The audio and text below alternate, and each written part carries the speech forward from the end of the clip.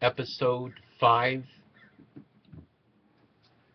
Um, well, we'll not get back to episode 4, but we will talk to you about where we left you in my time frame of my reality, at least my reality at the time, 2005, and I left you on March 12th. Well, I left you on the way into the cuckoo's nest for the first time. I went through the cuckoo's nest more times than Jack. I got Jack surrounded on that notion. Anyway, so the thing about that is, then I slept for 3 days, got out. But here was the point. I wanted to bring out. There's many, many points to this story. Actually, a long story. So, okay, here's the point. Let me close the door. Okay. So, the only way you can understand the context of this insane story is sort of to understand the context of what I described to you before. I sort of just briefly touched upon that I was looking through the Bible codes when I found, and I'm far from expert, God encoded God is truth. And it was something in that that, well, when you think about it, if there were messages that could be decoded in the first 5 books of the Torah, we could actually have a future already sitting in the hands of people that could be reading our future and our plan. Okay, and so what would that future possibly be? And so what I imagined is that the future, and this is where it ties to your religious traditions, especially along the Abrahamic line, which, in my view, just to set the record straight, I can't see if I do the generic genealogy math, how we're not all descended from Adam and Eve, how we're not all descended from Abraham, how we're not all basically Jews. But that's at least a symbolic, if nothing else, reference. And, well, Jesus was a Jew, and I don't think if you asked Jesus at the time, are you a Christian? He'd say, what the heck is a Christian? Anyway, that's another story. And, well, we'll ask the freaking Muslims whether if they believe in the Torah and they believe in Abraham and Moses and what have you, and they believe in the gospel of Jesus, if they're not, if that prophet wasn't a Jew too. And I mean that with all due respect to the great prophet Muhammad, because I look at it as part of one paradigm.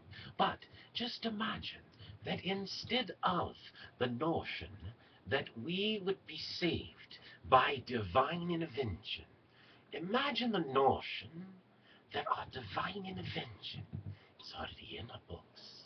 It's already known that the divine intervention required is an intervention of our own intelligent design. An intervention, well, for some might see it as thus spake Zarathustra, of man becoming in the image of God. For all of that, what that might mean.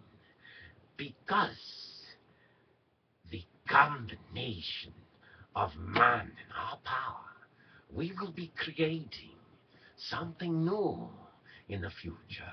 And how we control it, and how we create it, and whether we let it create us, or whether we create it ourselves for our own benefit, is a choice that we must make. But that was the notion that I had. And the simple plan was so simple, and that's why it sort of is a blow your mind thing.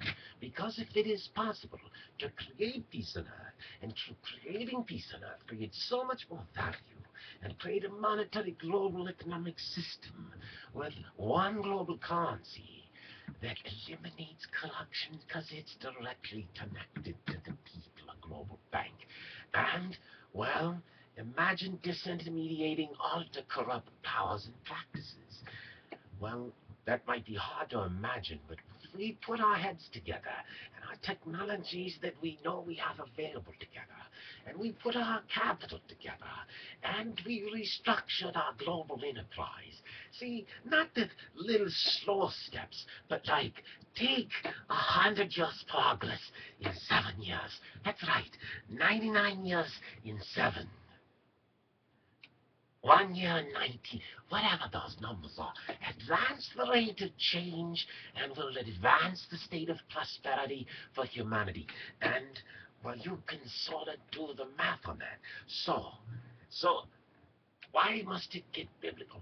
Because how on earth could you explain how we could come along by the world a new future that we didn't, well, I don't want to like take away and blaspheme the possibility of future needs for divine intervention. But I think our best choice is to use the intervention of our own lessons, to use the intervention of our own knowledge and teaching of our own science, of the morality instantiated in our religion, and to use that to create a better future for all of ourselves and all of us prosperity, not just for the few, but for the many.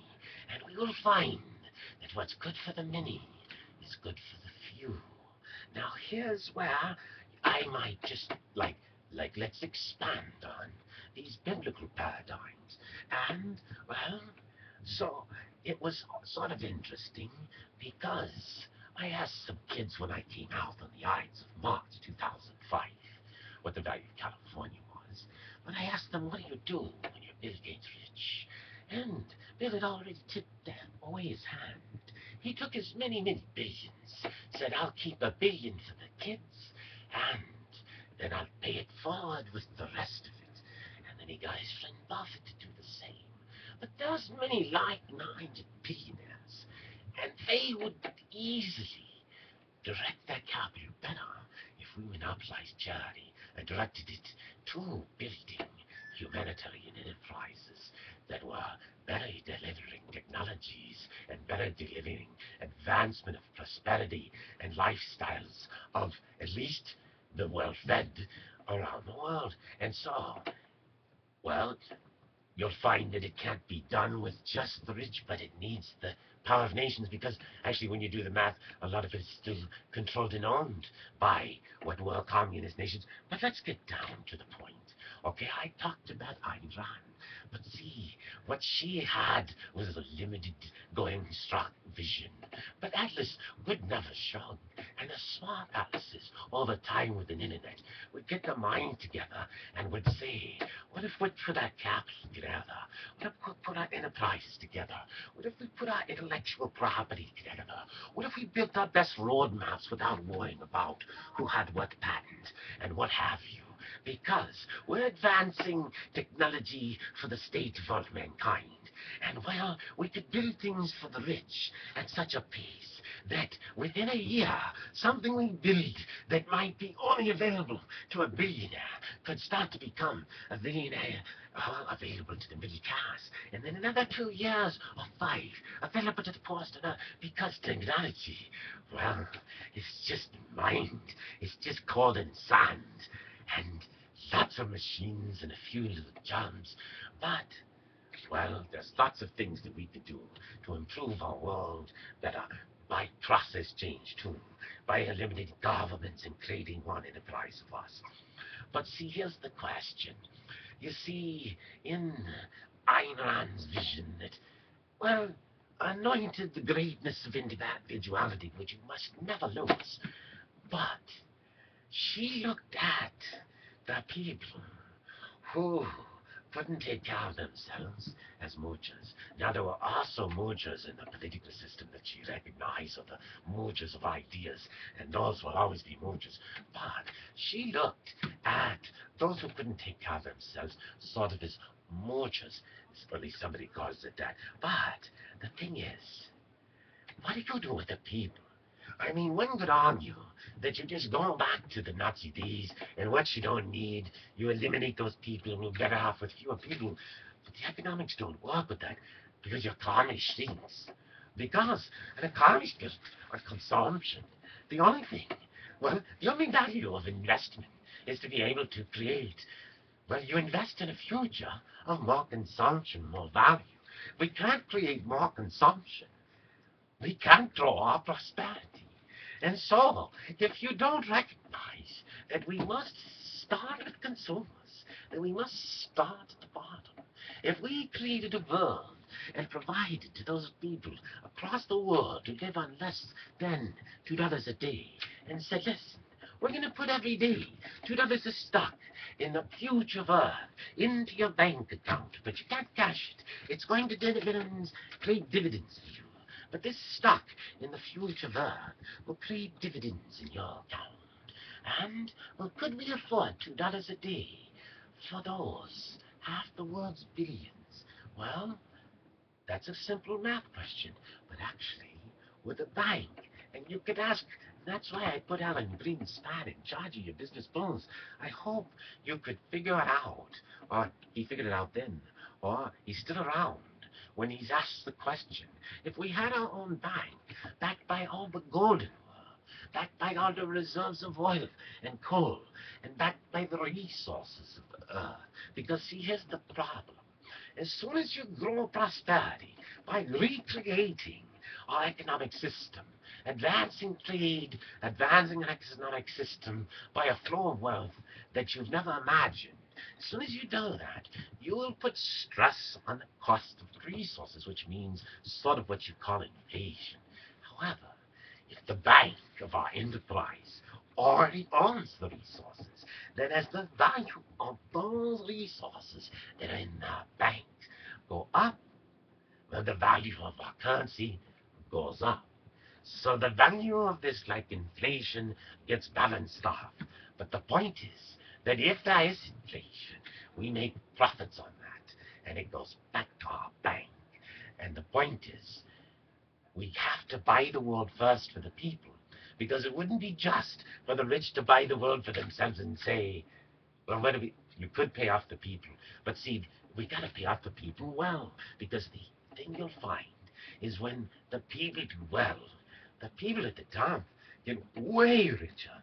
Their investments go great grow, and more than that, they could actually live among us without fear. Because in my world, all the guns on the planet are chopped in half. And if you want guns, they're put in hunting reserves, and they're tagged and tracked.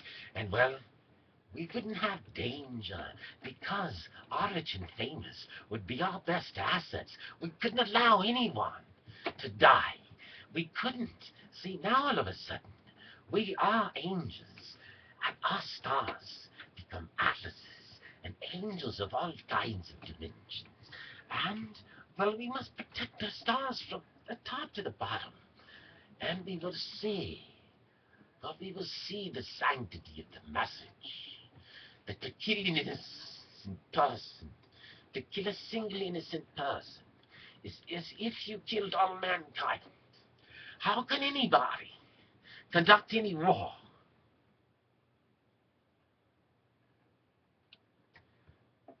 It wasn't the gospel to turn the other cheek. How can you ignore? See, we look at the lessons and we say, I don't know, we say because there was war all over the Bibles we were meant to war. They were all over the Bibles because those were our practices. That was because that was the practice we must kill. The only war worth killing is the only war that is just as the war. And that's the war in the battlefield, in the boardrooms, between the rights and the lefts, between ideas that are in conflict. But if you get to the round of the right and left, you'll see them as a yin and a yang.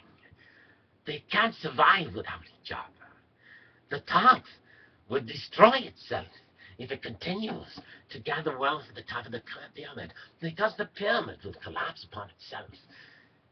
And a pyramid built strong from the bottom can grow infinitely, and the top will infinitely achieve its reach to the stars. That's simply the geometry of it all. And the numbers are 0, 1, pi, and the letters D, star, 0, 1, pi, D for disintermediation, and stars are infinite.